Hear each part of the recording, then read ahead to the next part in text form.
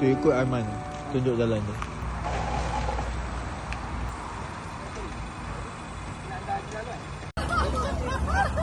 Kita ada terjumpa. Tengok suami aku.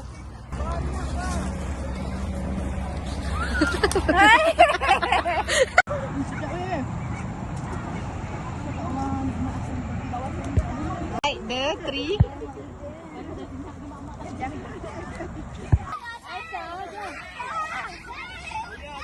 Seronoknya dia.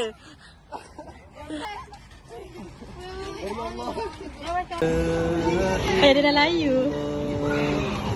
Dah layu ya? Mak dah layu.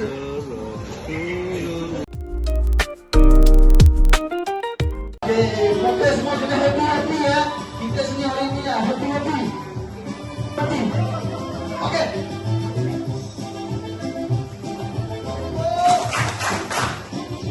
Banyak lagi tu. Aduh. Okey, last pusing. Last. Dah ready ke belum? Tak dengar dah ready ke belum? Okey. 1, 2, 3, mula.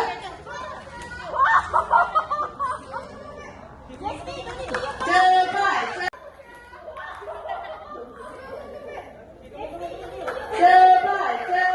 Okey, satu saja. Okey, lari. 2, 1.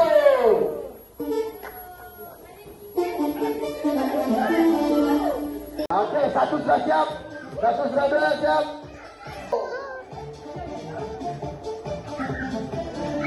Satu ni nak menang ni. Nampak macam tu. Sudah siap. Tak betul. Satu lagi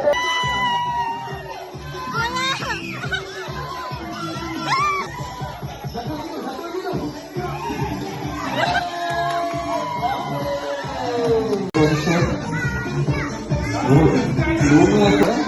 Kalau bagi satu sudah siap.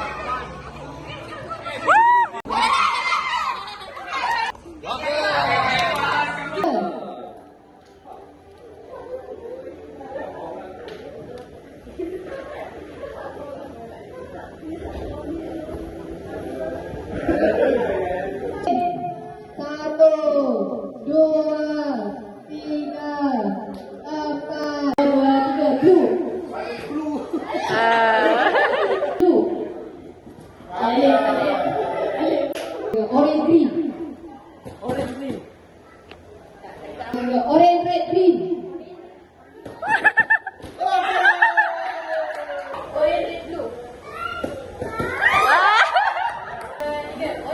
red. Resah untuk menilai. Mengampuni penglihatan. Mu macam nyanyi ke hidung. Menyiapkan maksud. Grup 6.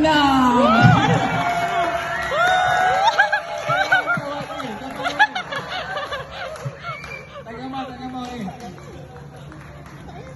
Tempat pertama. Emily Marian 2025 jatuh kepada grup 1.